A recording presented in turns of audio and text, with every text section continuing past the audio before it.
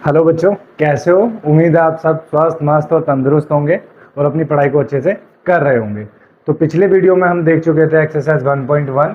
आज हम स्टार्ट करेंगे अपने पहले चैप्टर की एक्सरसाइज 1.2। इसमें हम क्या देखेंगे? इसमें देखेंगे जो स्क्वायर रूट वाले नंबर्स होते हैं उनको कैसे हम प्रूव करेंगे कि ये इरेशनल नंबर है।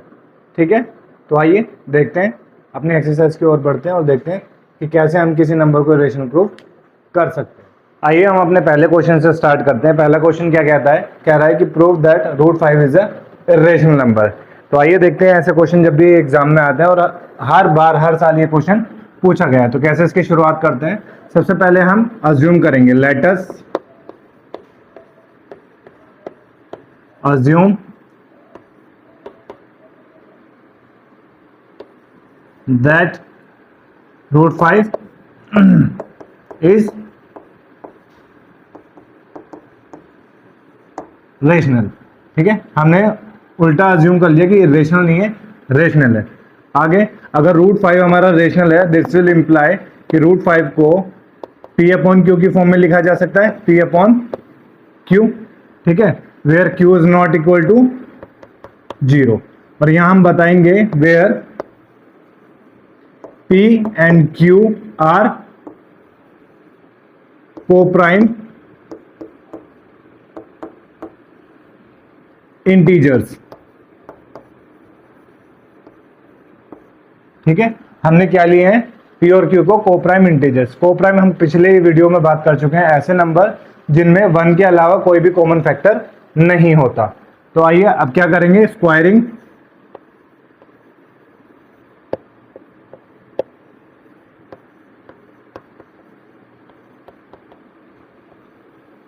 बोथ साइड, दोनों तरफ स्क्वायर करेंगे तो क्या बनेगा? रूट 5 का square is equal to p upon q का स्क्वायर।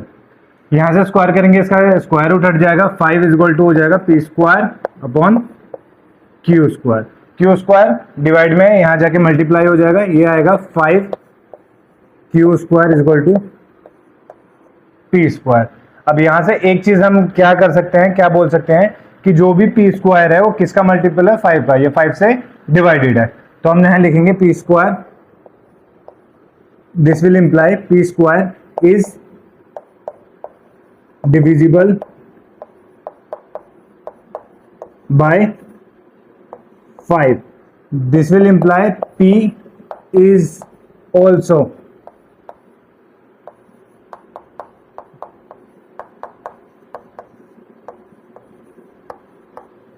अगर p स्क्वायर 5 से डिविजिबल है तो p भी 5 से डिविजिबल होगा।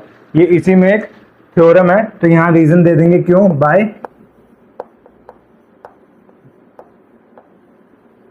थ्योरम। ठीक है, अब जब p 5 से डिविजिबल है तो हम p को 5 का कोई भी मल्टीपल मान सकते हैं। हमने क्या मान लिया?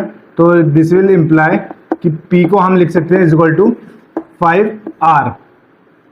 ठीक है, 5 का मल्टीपल लिख सकते हैं p को कुछ भी, इसको नाम दे देते हैं 1। Put this value in equation 1। Put this value in 1। जब 1 में हम इसको p की जगह पुट करेंगे, देखें 5 Q square is equal to 5r। p की जगह हमने क्या पुट कर लिया? 5r। ठीक है, 5 Q square is equal to 25 R square. तो 5 से ये कटेगा 5 पे, तो ये Q square is equal to आ जाएगा 5r। ठीक, यहां से अगेन हम क्या बोल सकते हैं? Q square is divisible by 5। तो हम क्या कह सकते हैं? तो Q भी क्या होगा? Q is also divisible by 5। अगर Q स्क्वायर 5 से डिविजिबल है तो Q भी 5 से डिविजिबल होगा बाय सेम थ्योरम। ठीक है, this will imply there is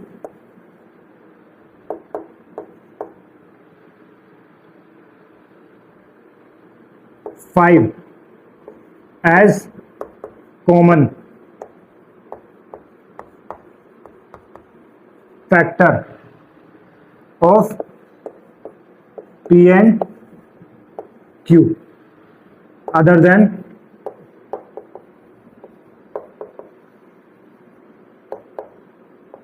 1। हम ये कह रहे हैं कि 1 के अलावा भी इसका 5 एक कॉमन फैक्टर है, जबकि हम क्या मान के चले थे कि P और Q क्या है, एक को प्राइम नंबर है। ठीक है, तो ये कॉन्ट्राडिक्ट हो गया। This contradiction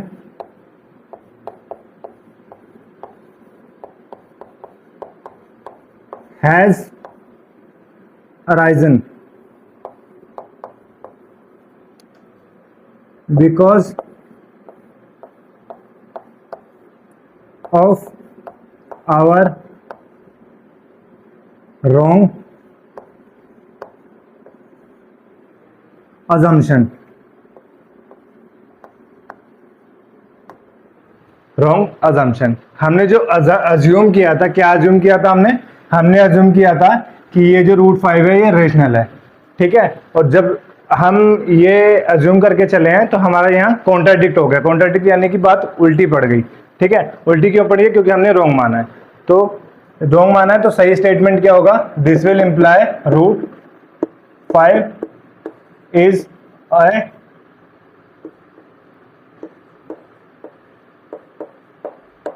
rational number. तो ये हमारा आंसर है। ये पूरा प्रोसेस है। क्या करेंगे? जो भी हमको नंबर दिया होगा उल्टा अज्यूम करेंगे। ठीक, उल्टे अज्यूम में हम जो भी इंटीजर्स लेंगे P और Q, उसको हम मानेंगे कि हमने क्या लिया है, ये को प्राइम नंबर वो होते हैं जिसमें 1 के अलावा कोई भी कॉमन फैक्टर नहीं होता। अगला स्टेप है हमारा, हम क्या करेंगे, यहाँ स्क्वायरिंग करेंगे बोथ साइड। इसका स्क्वायर रूट हट जाएगा। ठीक है, ये P² Q² क्रॉस मल्टीप्लाई करेंगे, Q² 5 के साथ आ जाएगा। फिर जो भी साथ वाला है हम ये कहेंगे कि P² किसका मल्टीपल है, 5 का, या 5 से डिविजिबल है। P² डिविजिबल है तो P भी डिविजिबल होगा। ये थ्योरम कहती है हमारी इसी चैप्टर में। फिर अगर 5 से डिविजिबल है तो हम कोई अदर नंबर मान लेंगे P के इक्वल जो 5 से डिविजिबल होगा, या 5 का कोई भी मल्टीपल P को मान लेंगे। यहाँ R की जगह कोई भी अल्फाबेट हम यूज कर सकते हैं। इस वैल्यू को हमने इक्वेशन 1 में रखा, जो इक्वेशन 1 मानी थी। ठीक, इक्वेशन 1 में रखेंगे यहाँ पे ये वैल्यू, तो हमारी जो Q की वैल्यू आई वो फिर 5 का मल्टीपल आई, तो हम फिर कहेंगे Q² किससे डिविजिबल है, 5 से, तो Q भी 5 से डिविजिबल होगा। फिर अब Q भी 5 का डिविजिबल है और P भी 5 से डिविजिबल है, तो हम ये कह सकते हैं कि दोनों का एक कॉमन फैक्टर क्या है, 5, जबकि हम तो मान के चले थे ये को प्राइम है।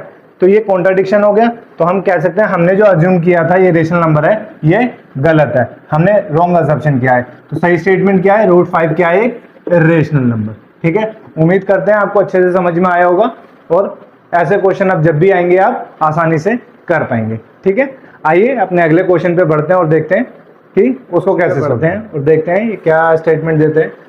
ये कह रहा है कि prove that 3 + 2√5 is a rational number. ठीक है, इससे पहले वाले क्वेश्चन में हमने केवल √5 को देखा था। अब अगर कोई और नंबर भी साथ में आ जाए तो उसका प्रोसेस क्या होता है, कैसे उसको सोल्व करेंगे, देखते हैं। ठीक है, ये पहले वाले से भी ज्यादा छोटा और ज्यादा इजी है। ठीक है, तो शुरुआत हम ऐसे ही करेंगे जैसे पहले करी थी। Let us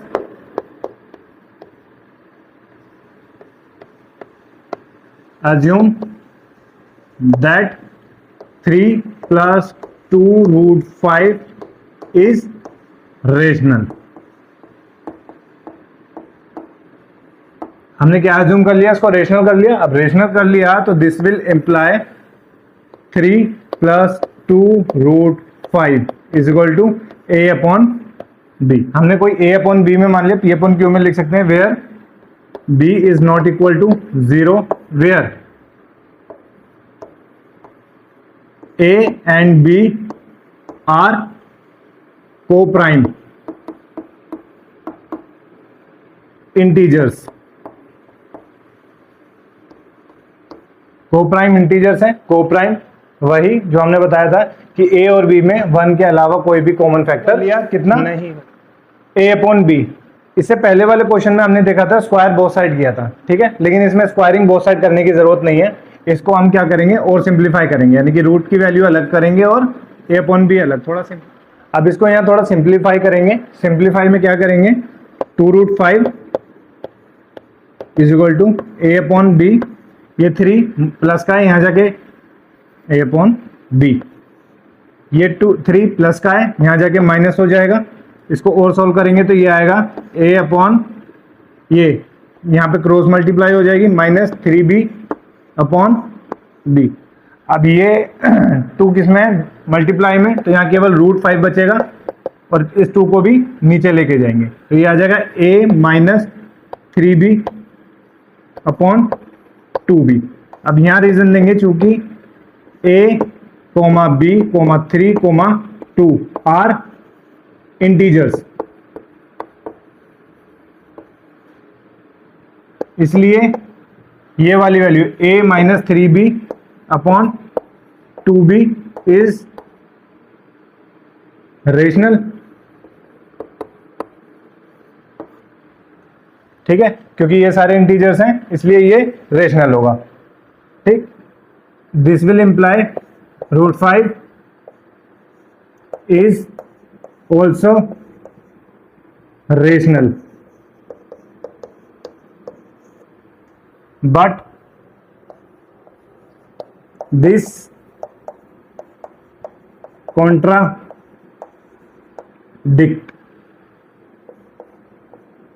the fact that √5 is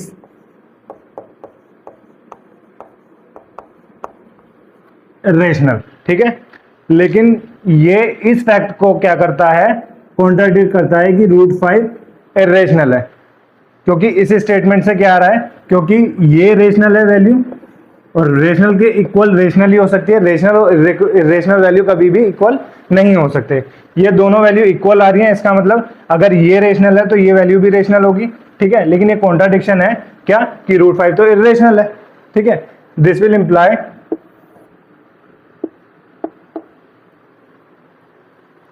three plus 2√5 is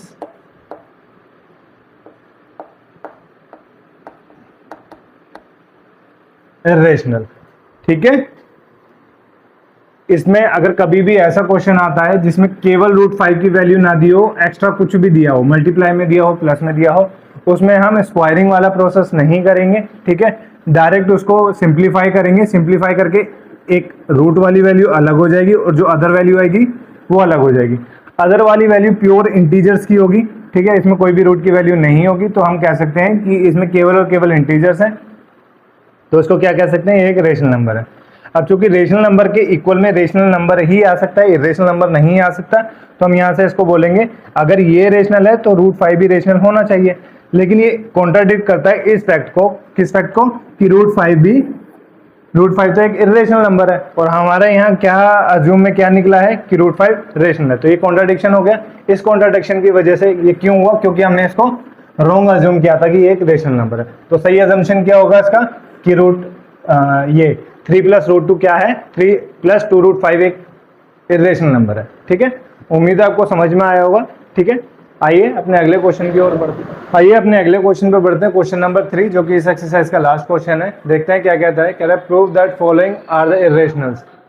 हमको 3 नंबर्स दिए गए हैं, हमको प्रूव करना है कि ये तीनों के तीनों क्या है, इरेशनल नंबर है। तो आइए 1 बाय 1 देखते हैं कि इनका प्रोसेस क्या होगा। ठीक, तो सबसे पहला नंबर क्या है, 1/√2। 1/√2। तो सबसे पहले कैसे शुरुआत करेंगे, let us assume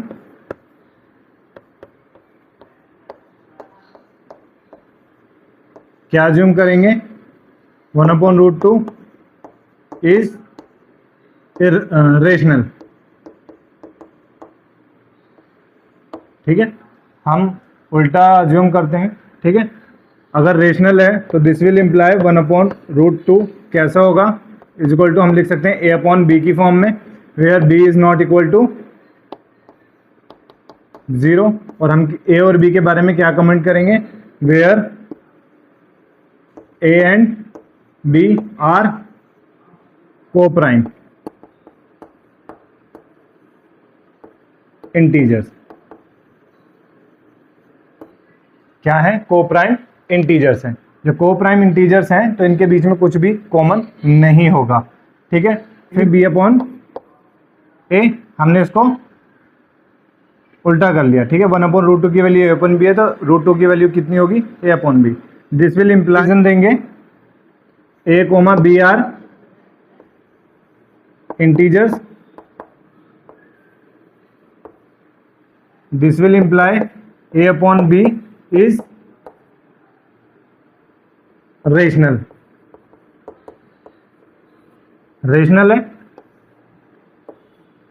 this will imply √2 is also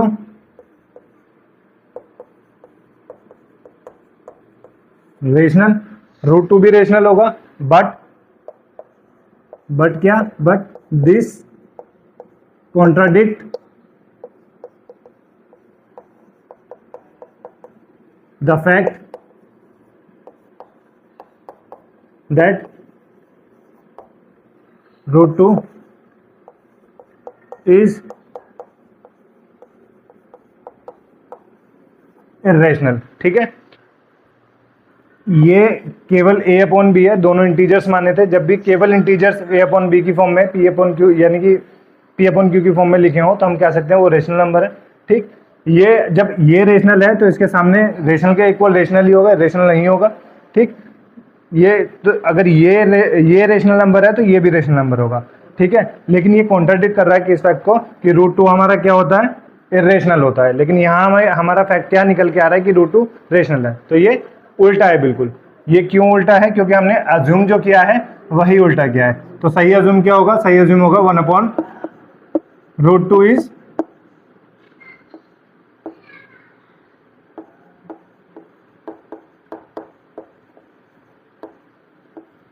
irrational, ठीक है। उम्मीद है आपको समझ में आया होगा और अच्छे से कर पाएंगे अब ऐसे क्वेश्चंस को, ठीक है।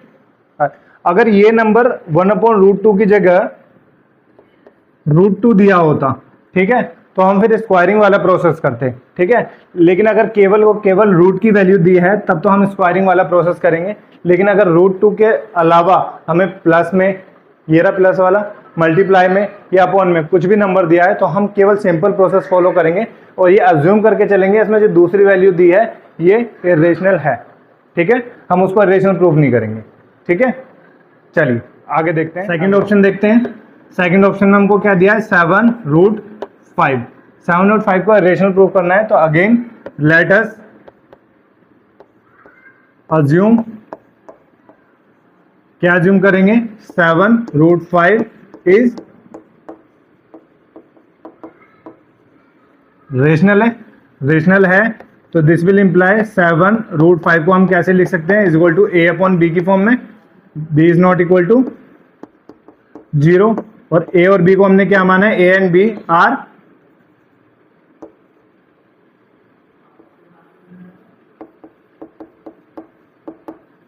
को प्राइम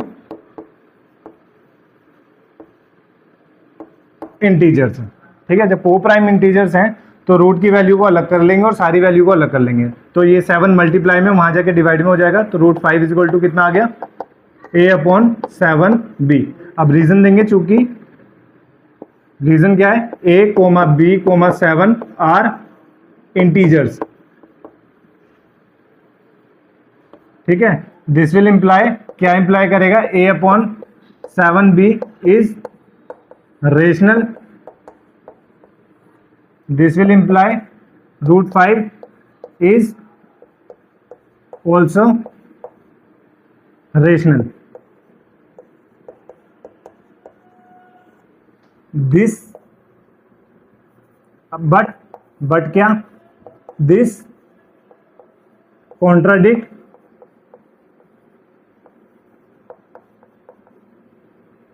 द फैक्ट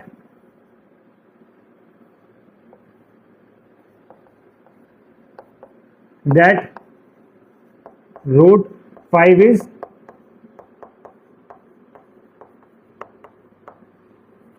इरेशनल, ठीक है।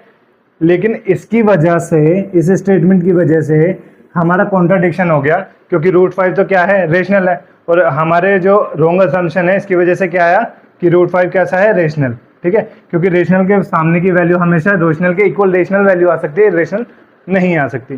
तो सही स्टेटमेंट क्या होगा हमारा? सही स्टेटमेंट होगा 7√5, this will imply 7√5 is irrational. ठीक है, उम्मीद करता हूं कि आपको अच्छे से ऑप्शन देखते हैं क्या है। लास्ट ऑप्शन है 6 + √2, इसको प्रूव करना है कि ये इरेशनल है। Again same process, let us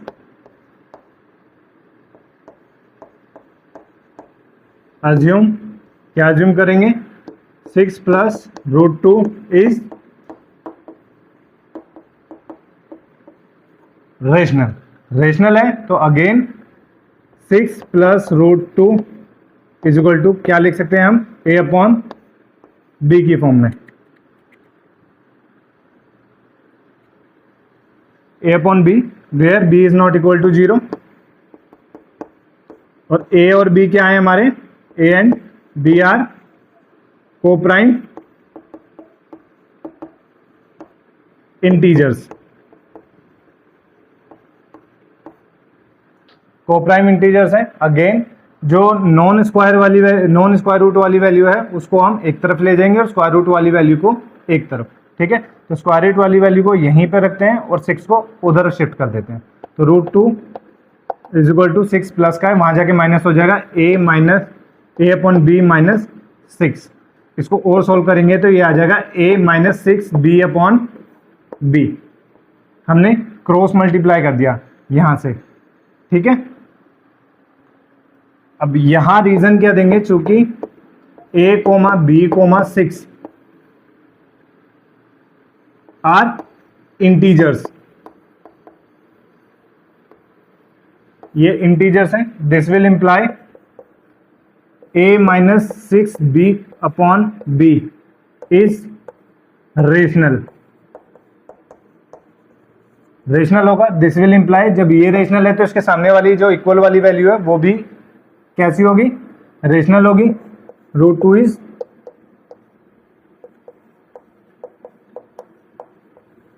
rational होगी। बट आ गया हमारा answer, but this contradict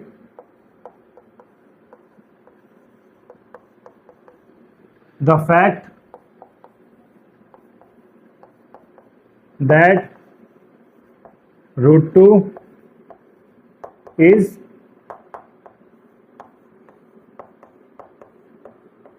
irrational।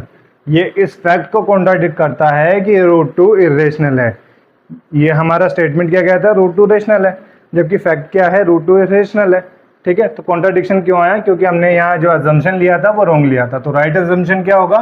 6 + √2 is